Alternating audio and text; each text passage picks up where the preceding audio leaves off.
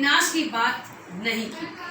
करुणा हृदय विदुर जी पांडवों को दुखी नहीं देख सकते थे, इसलिए उन्होंने यह अप्रिय एवं असह्य घटना पांडवों को नहीं सुनाई, क्योंकि वह तो स्वयं ही प्रकट होने वाली थी। पांडव विदुर जी का देवता के समान सेवा सत्कार करते थे। पांडव जी विदुर जी का वे कुछ दिनों तक अपने बड़े भाई धृतराष्ट्र की कल्याण कामना से सब लोगों को प्रसन्न करते हुए सुखपूर्वक हस्तिनापुर में ही रहे। विदुर जी तो साक्षात धर्मराज थे। मांडव्य ऋषि के श्राप से ये 100 वर्ष के लिए शूद्र बन गए थे। मांडव्य ऋषि ने श्राप दिया, क्यों दिया इसको सुनो। एक समय किसी राजा के अनुचरों ने कुछ चोरों को मांडव्य ऋषि के आश्रम पर ला दिया और ऋषि को पकड़ लिया। उन्होंने समझा कि ऋषि भी चोरी में शामिल होंगे, सामान जहाँ मिला वहीं ऋषि बैठे हुए थे, तो उन्होंने सोचा कि ऋषि भी चोरी में शामिल है। अतः वे पकड़ लिए गए और राजाज्ञा से सबके साथ उनको भी सूली पर चढ़ा दिया गया। राजा को यह पता लगते ही कि ये महात्मा है, ऋषि को सूली से उतरवा दिया और हाथ जोड़कर उनसे अपना अपराध क्षमा कराया। मांडव्य जी ने यमराज के पास जाकर पूछा, मुझे किस पाप के फलस्वरूप ये दंड मिला है कि जो मुझे सूली पर चढ़ाया गया। यमराज ने बताया कि आपने लड़कपन में यानी कम उम्र में एक टिड्डी की कुश की नोक से छेद दिया था, टिड्डी को एक कांटे से छेद दिया था, इसलिए ऐसा हुआ। इस पर मुनि ने कहा, मैंने अज्ञानवश ऐसा किया। उस छोटे से अपराध के लिए तुमने मुझे बड़ा कठोर दंड दिया है, और जब बच्चा 14 वर्ष का होता है तो उससे में ज्ञान नहीं होता है, इसलिए उसका अपराध नहीं माना जाता है, इसलिए तुम 100 वर्ष तक शूद्र योनि में रहोगे। मांडव्य ने श्राप दे दिया उनको। मांडव्य जी के इस श्राप से ही यमराज ने विदुर के रूप में अवतार लिया था। इतने दिनों तक यमराज के पद पर अर्यमा थे और वही पापियों को उचित दंड देते थे।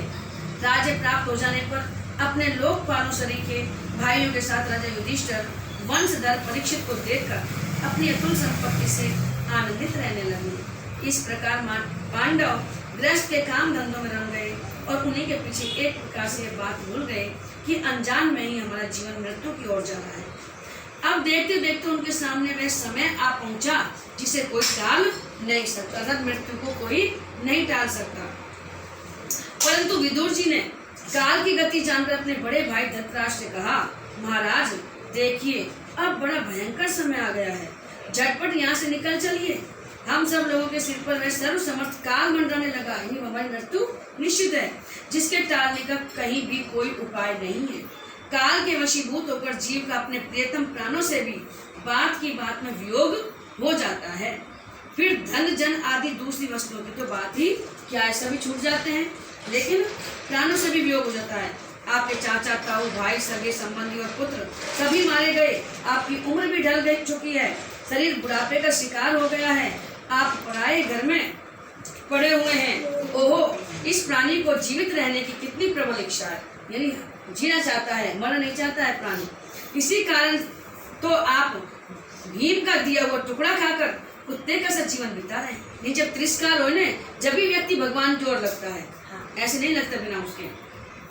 जिनको आपने आग में जलाने की चेष्टा की, विष देकर मार डालना चाहा, भरी सभा में जिनकी विवाहित पत्नी को अपमानित किया, जिनकी भूमि और धन छीन लिए, उन्हीं के अन्न से पले हुए प्राणों को रखने में क्या गौरव है। आपके अज्ञान की हद हो गई कि अब भी आप जीना चाहते हैं, परंतु आपके चाहने से क्या होगा। पुराने वस्त्र की तरह बुढ़ापे से गला हुआ आपका शरीर आपके न चाहने पर भी छीन हुआ चाह रहा है। वो अपन नहीं चाहते कि हमारा शरीर बुढ़ा हो, लेकिन फिर भी ये नष्ट होता जा रहा है। अब इस शरीर से आपका कोई स्वार्थ सदने वाला नहीं। जब बुढ़ापा हो जाए, न तो अच्छा खा सके, न अच्छा पहन सके, न कुछ कर सके। इसमें फंसिए मत, विदुर जी शिक्षा दे रहा है, इसमें फंसिए मत, इसकी ममता का बंधन काट डालिए। जो संसार के संबंधियों से अलग रहकर उनके अनजान में अपने शरीर का त्याग करता है, वही धीर कहा गया है, चाहे अपनी समझ से हो या दूसरे के समझाने से। जो इस संसार को दुख रूप समझकर इससे विरक्त हो जाता है, जो समझ जाता है कि संसार कैसा है, दुख रूप है, और इससे छुट्टी पर लेकर विरक्त हो जाता है और अपने अंतःकरण को वश में करके हृदय भगवान को धारण कर संन्यास के लिए घर से निकल पड़ता है, वही उत्तम मनुष्य है। इसके आगे जो समय आने वाला है वह प्राय मनुष्यों के गुणों को घटाने वाला होगा। अब मनुष्य में सत्य धर्म नहीं रहा है, इसलिए आप अपने कुटुंबियों से छिपकर उत्तराखंड में चले जाएंगे। जब छोटे भाई विदुर ने अंधे राजा धृतराष्ट्र को इस प्रकार समझाया तब उनकी प्रज्ञा के नेत्र खुल गए। जब अपन भगवान पप्पू को समझाया कि भाई संसार दुख में है, तो उनके आंतरिक जो चक्षु हैं, बाहरी चक्षु तो अलग है, आंतरिक जो चक्षु हैं, नेत्र हैं, वो खुल गए ज्ञान के, और वे भाई बंधुओं के सुदृढ़ स्नेह पाशों को काटकर अपने छोटे भाई विदुर के दिखलाए हुए मार्ग से निकल पड़े। जब परम पतिव्रता सुबल नंदिनी गांधारी ने देखा कि मेरे पति देव तो उस हिमालय की यात्रा कर रहे हैं जो सन्यासियों को वैसा ही सुख देता है जैसा वीर पुरुषों को लड़ाई के मैदान में अपने शत्रु के द्वारा किए हुए न्यायोचित प्रहार से होता है, तब वे भी उनके पीछे पीछे चल पड़ी। पहले पत्नी का धर्म था कि पति के अनुसरण करे, जो पति कर रहा है उसका अनुसरण, तो गांधारी ने उनका अनुसरण किया था। अजात शत्रु युधिष्ठिर ने प्रातःकाल संध्या वंदन तथा अग्निहोत्र करके ब्राह्मणों को नमस्कार किया और उन्हें तिल, गौ, भूमि और सुवर्ण दान दिया। इसके बाद जब वे गुरुजनों की चरण वंदना के लिए राजमहल में गए तब उन्हें धृतराष्ट्र, विदुर जी तथा गांधारी के दर्शन नहीं हुए, तो तीनों उत्तराखंड के लिए निकल गए। युधिष्ठिर ने उद्विग्न होकर वहीं बैठे हुए संजय से पूछा, संजय, मेरे वे वृद्ध और नेत्रहीन पिता धृतराष्ट्र कहाँ हैं? पुत्र शोक से पीड़ित दुखिया माता गांधारी और मेरे परम हितैषी चाचा विदुर जी कहाँ चले गए? ताऊ जी अपने पुत्र और बंधु बांधवों के मारे जाने से दुखी थे। मैं बड़ा मंद बुद्धि हूँ, कहीं मुझसे किसी अपराध की आशंका करते हुए माता गांधारी सहित गंगा जी में तो नहीं कूद पड़े। जब हमारे पिता पांडु की मृत्यु हो गई थी और हम लोग नन्हे नन्हे बच्चे थे, तब इन्हीं दोनों चाचाओं ने बड़े बड़े दुखों से हमें बचाया था। वे हम पर बड़ा ही प्रेम रखते थे। हाय, वे यहाँ से कहाँ चले गए? सूत जी कहते हैं, संजय अपने स्वामी धृतराष्ट्र को न पाकर कृपा और स्नेह की विकलता से अत्यंत पीड़ित और विधातुर हो रहे थे। वे युधिष्ठिर को कुछ उत्तर न दे सके। फिर धीरे धीरे बुद्धि के द्वारा उन्होंने अपने चित्त को स्थिर किया और हाथों से आंखों के आंसू पहुंचे और अपने स्वामी धृतराष्ट्र के चरणों का स्मरण करते हुए युधिष्ठिर से कहा। संजय बोले, कुलनंदन, मुझे आपके दोनों चाचा और गांधारी के संकल्प का कुछ भी पता नहीं है। महाबाहु, मुझे तो उन महात्माओं ने ठग लिया।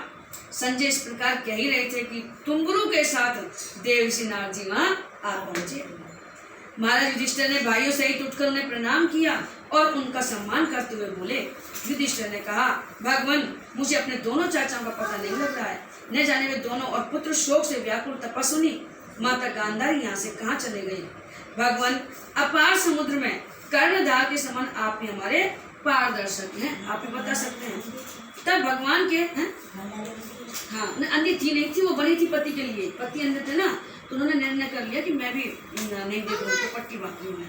परम भक्त भगवान में देवर्षि नारद ने कहा, धर्मराज, तुम किसी के लिए शोक मत करो, क्योंकि ये सारा जगत ईश्वर के वश में है। सारे लोक और लोकपाल विवश होकर ईश्वर की ही आज्ञा का पालन कर रहे हैं। वही एक प्राणी को दूसरे से मिलाता है और वही उन्हें अलग करता है, अपना वश नहीं चलता। जैसे बैल बड़ी रस्सी में बंधे और छोटी रस्सी से नथे रहकर अपने स्वामी का भार ढोते हैं, उसी प्रकार मनुष्य भी वर्णाश्रम आदि अनेक प्रकार के नामों से वेद रूप रस्सी में बंधकर ईश्वर की ही आज्ञा का अनुसरण करते हैं। जैसे संसार में खिलाड़ी की इच्छा से ही खिलौनों का संयोग और वियोग होता है, वैसे ही भगवान की इच्छा से मनुष्यों का मिलना और बिछुड़ना होता है। तुम लोगों को जीव रूप से नित्य मानो या देह रूप से अनित्य। तुम लोगों को जीव रूप से नित्य मानो और देह रूप से अनित्य, अथवा जड़ रूप से अनित्य और चेतन रूप से नित्य। आत्मा है जो चेतन है, नित्य है, और शरीर है जो जड़ है, वो अनित्य, नष्ट होने वाला है। अथवा शुद्ध ब्रह्म रूप में नित्य अनित्य कुछ भी मानो, कुछ भी न मानो। किसी भी अवस्था में मोहजन्य आसक्ति के अतिरिक्त वे शोक करने योग्य नहीं है। इसलिए धर्मराज, वे दीन दुखी चाचा चाची ऐसा अवस्था में मेरे बिना कैसे रहेंगे? युधिष्ठिर कह रहा है, इस अज्ञान जन्य मन की विकलता को छोड़ दो। ईश्वर सबका रखवाला है, अपन कहने कर बैठो कैसे रखो, मेरे आदमी कैसे रखो। भगवान सबकी रक्षा करने वाला है, आपन नहीं है। यह पांच भौतिक शरीर काल, कर्म और गुणों के वश में है। अजगर के मुंह में पड़े हुए पुरुष के समान ये पराधीन शरीर दूसरों की रक्षा ही क्या कर सकता है? हाथ वालों के बिना हाथ वाले, चार पैर वाले पशुओं के बिना पैर वाले, और उनमें भी बड़े जीव के छोटे जीव आहार हैं। इस प्रकार एक जीव दूसरे जीव के जीवन का कारण हो रहा है। इन समस्त रूपों में जीवों के बाहर और भीतर वही एक स्वयं प्रकाश भगवान जो संपूर्ण आत्माओं के आत्मा है, सबके अंदर विराजमान है वो भगवान, चाहे वो छोटे जीव है चाहे वो बड़े जीव है। माया के द्वारा अनेकों प्रकार से प्रकट हो रहे हैं। तुम केवल उन्हीं को देखो, शरीर को मत देखो, आत्मा को देखो जो भगवान सब में मौजूद है। महाराज, समस्त प्राणियों को जीवन दान देने वाले ही भगवान इस समय इस पृथ्वी तल पर देवद्रोहियों का नाश करने के लिए काल रूप से अवतीर्ण हुए हैं। अब वे देवताओं का कार्य पूरा कर चुके हैं, थोड़ा सा काम और शेष है, उसी के लिए वे रुके हुए हैं। कृष्ण भगवान, जब तक वे प्रभु यहाँ हैं तब तक तुम लोग भी उनकी प्रतीक्षा करते रहो। धर्मराज, हिमालय के दक्षिण भाग में जहाँ सप्त ऋषियों की प्रसन्नता के लिए गंगा जी ने अलग अलग 7 धाराओं के रूप में अपने को 7 भागों में विभक्त कर दिया है, जिसे सप्त स्रोत कहते हैं। गंगा जी 7 धाराओं में अलग अलग हो गई, उसे सप्त स्रोत कहते हैं। वही ऋषियों के आश्रम पर धृतराष्ट्र अपनी पत्नी गांधारी और विदुर के साथ गए हैं। नारद ने बताया, वहाँ वे त्रिकाल स्नान और विधिपूर्वक अग्निहोत्र करते हैं। अब उनके चित्त में किसी प्रकार की कामना नहीं रही है, वे केवल जल पीकर शांत चित्त से निवास करते हैं, यानी भगवान का भजन करते हैं। आसन जीतकर प्राणों को वश में करके उन्होंने अपनी 6 इंद्रियों को विषयों से लौटा लिया, यानी इंद्रियों को वश में कर लिया, उनकी कोई कामना नहीं है।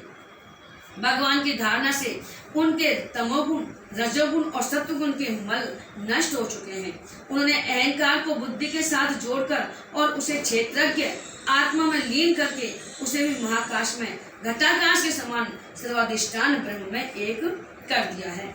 उन्होंने अपनी समस्त इंद्रियों और मन को रोककर समस्त विषयों को बाहर से ही लौटा दिया है और माया के गुणों से होने वाले परिणामों को सर्वथा मिटा दिया है। समस्त कर्मों का संन्यास करके वे इस समय ठूंठ की तरह स्थिर होकर बैठे हुए हैं। अतः तुम उनके मार्ग में विघ्न मत बनना, जाएगा तो फिर मोह पैदा हो जाए, और तुम विघ्न मत बनना।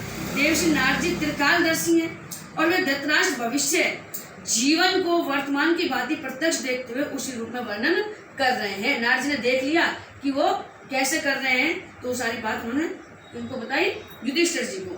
धृतराष्ट्र पिछली रात को हस्तिनापुर से गए हैं, अतः यह वर्णन भविष्य ही समझना चाहिए, यानी भविष्य की बात नारद जी ने बता दी कि तुम अब उनमें विघ्न मत बनो। धर्मराज, आज से 5वें दिन वे अपने शरीर का परित्याग कर देंगे, भविष्य की बात बता रहे हैं, और वह जलकर भस्म हो जाएगा।